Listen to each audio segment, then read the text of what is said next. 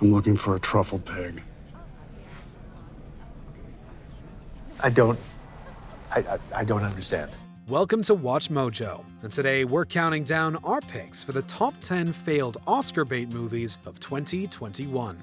Who can regale me and my queen with some myth? For this list, we'll be looking at films that seemed assembled with Oscar gold in mind, but were left empty-handed come nomination day. Who do you think was the most worthy or unworthy snub? Comment below. Number 10. Crime Macho. Clint Eastwood might be just as legendary as the wild American West depicted in the movies that made him famous. He'll know the minute he sees you, you're a real cowboy, he'll listen to you. But despite historical evidence from the Academy Archives, his attachment to a project that follows in the footsteps of the Western genre doesn't guarantee Oscar contention. Eastwood plays his type, a hard and tough guy with a scowl cemented to his face, who forms an unlikely friendship with a boy who's deciphering how to be a man. Sound familiar? And you can watch all that macho crap up there, too. Nobody likes that stuff. Critics were divided by the screenplay and, strangely, by Eastwood's performance. Promotion makes Crime Macho seem a bit like the baby of Gran Torino and The Mule, so maybe voters weren't interested in celebrating a familiar concept that was unable to stand as tall as its ancestors. I don't know why you're laughing. Number 9. Bruised. Though officially released at the 2020 Toronto International Film Festival, Bruised had its wider release in 2021. Oh! 30 seconds in and Justice is taking a beating! Directorial debuts have flowered some outstanding career shifts for superstars. George Clooney, Ben Affleck, and the aforementioned Man with No Name have all earned acclaim both behind and in front of the camera. Halle Berry hoped to add her name to that roster with Bruised, a film about an MMA fighter seeking a comeback. You used to be Jackie Justice, right? Still am. Oh yeah. We'll see. Though critics were divided, many had strong compliments for Halle the actress and the director. The superstar's mixed martial arts training, which included breaking ribs during filming, wasn't enough to earn a spot on the Oscar ballots. Fight!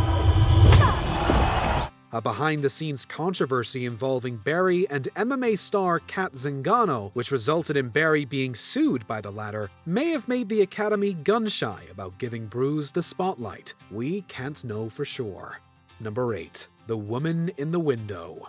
Psychological thrillers can have wild outcomes during Oscar season. They can go the way of Misery and Get Out, or the way of The Wicker Man. Oh, no, not the beast! Not the beast! Ah! Open my eyes! Eyes! Ah! In The Woman in the Window, Amy Adams plays a troubled woman who constantly watches her neighbors from the comfort of her home, some of which she believes are concealing violent secrets. I see the way that you're all looking at me. I'm not crazy.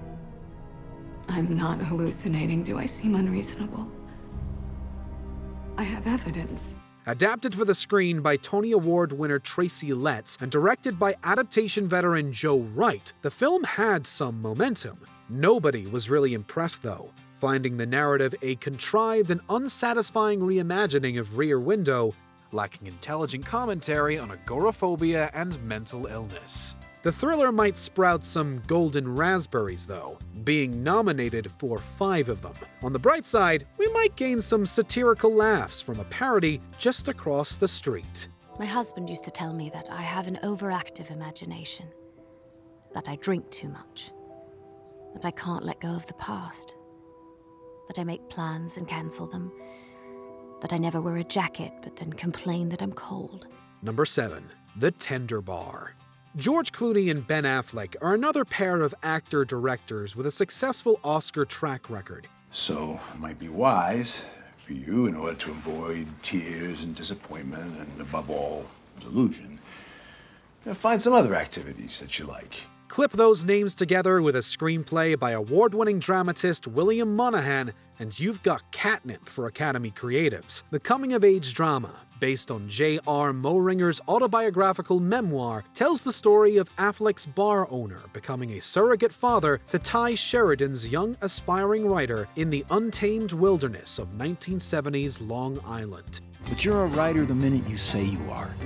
Nobody gives you a diploma. You have to prove it, at least to yourself. Response to The Tender Bar proved to be lukewarm, however, with critics finding the film heartwarming but ultimately forgettable. Controversial comments made by Affleck in regards to his former marriage to Jennifer Garner may have also sullied the film's chances, though the actor claims that his words were taken out of context. I don't even want to give voice to it because then it goes, oh, they said this, they said that. Anything you read about that was bullshit. Number 6. Respect. If you want to discuss epic roles that epic performers were born to play, you probably should consider Jennifer Hudson as the legendary Aretha Franklin. Good evening, ladies and gentlemen. We hope you enjoy the show tonight. The Oscar-winning Hudson was already a powerhouse with attitude, like the soul icon she portrays. Her performance resonates with love and respect for Franklin, and she likely hopes to be as honorable as Jamie Foxx's resurrection of Ray Charles. Unfortunately, Respect's August release date puts an entire ice age between its debut and the 2022 awards season. But all I'm asking is for the respect.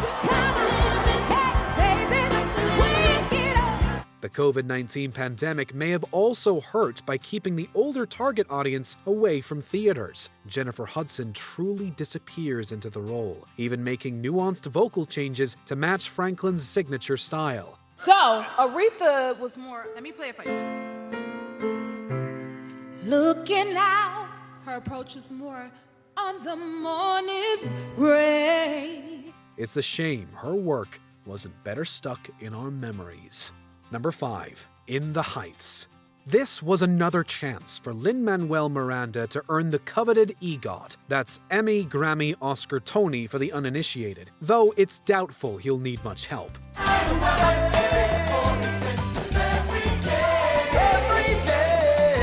Based on Miranda's explosive musical of the same name, In the Heights tells the story of a predominantly Dominican-American community and blended musical styles before Hamilton made it cool. The adaptation earned Golden Globe and Grammy nods, and due to Hamilton's and Miranda's success, Warner Bros. Likely expected handshakes from the golden statue.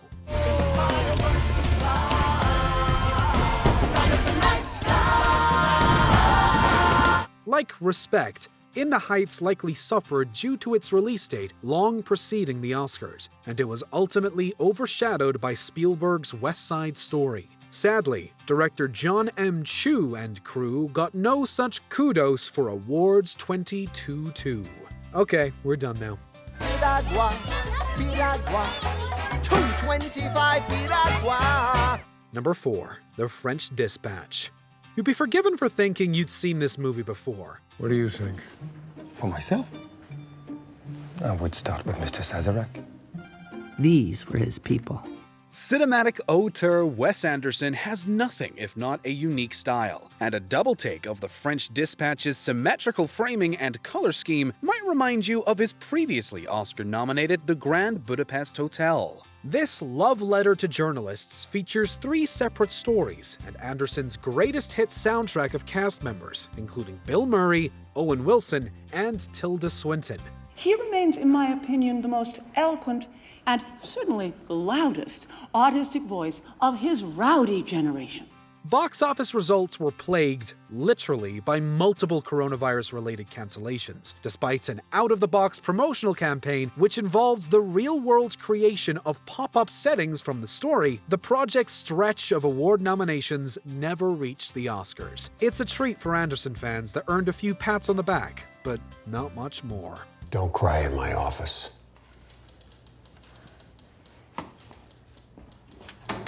Number 3. Dear Evan Hansen. The love-hate relationship with Broadway and Hollywood can go so right, and also so... ugh.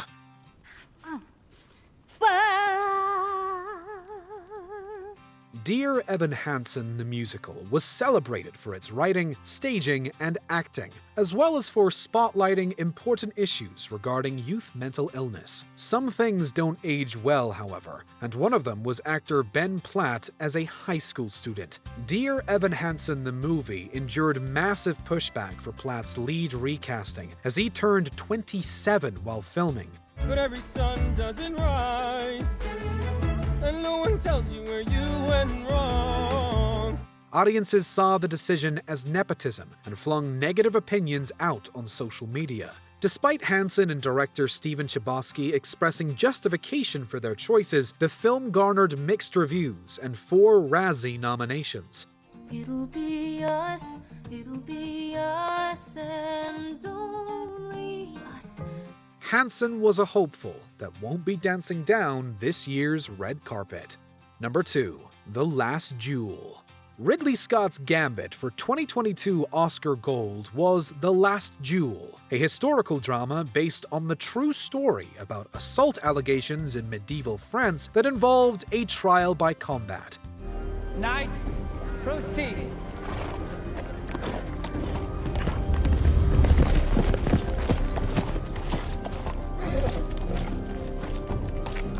What, you didn't think George R.R. Martin made that up, did you? The epic was a pleasant surprise, well received for the handling of its socially relevant subject matter and stellar performances. I understand him.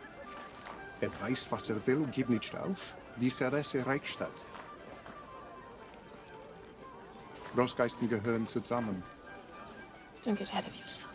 Unfortunately, the film was a box office flop, and its handful of nominations included a Golden Razzie for Ben Affleck. Despite making the National Board of Review's list of the top 10 films of 2021, not much awards discussion surrounded the production. The king will decide if a duel should indeed be fought.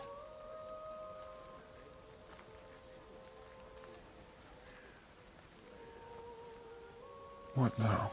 Ridley Scott theorized that cultural dependence on cell phones might be to blame. Maybe it's just underappreciated in its time. Before we continue, be sure to subscribe to our channel and ring the bell to get notified about our latest videos. You have the option to be notified for occasional videos or all of them. If you're on your phone, make sure you go into your settings and switch on notifications. Number 1. House of Gucci. To be fair, this historical crime drama did get nominated for Best Makeup and Hairstyling, but there was enough accolade momentum behind House of Gucci to make a locomotive boiler explode. These are your ghosts. These are your ghosts, not mine. These are your regrets. Lady Gaga and Jared Leto both delivered transformative performances backed with an A-list supporting cast and fascinating subject material. Gaga and Leto both received multiple nominations, including a Golden Globe nod for Best Actress for the former. This is serious. And you're laughing it off. At least it's my name on the mugs, not yours. Our name, sweetie. After the Academy nomination announcements, many were stunned at Gucci's lone category, leaving them wondering if the cards had gotten switched again. I was just very, very surprised. Always a lady of class, Gaga shared a heartfelt congratulations to the other nominees on Instagram, noting the dedication that it took to tell stories in the time of COVID. Like the empire of Gucci, it's doubtful we've seen the last of her. Do you agree with our picks? Check out this other recent clip from WatchMojo, and be sure to subscribe and ring the bell to be notified about our latest videos.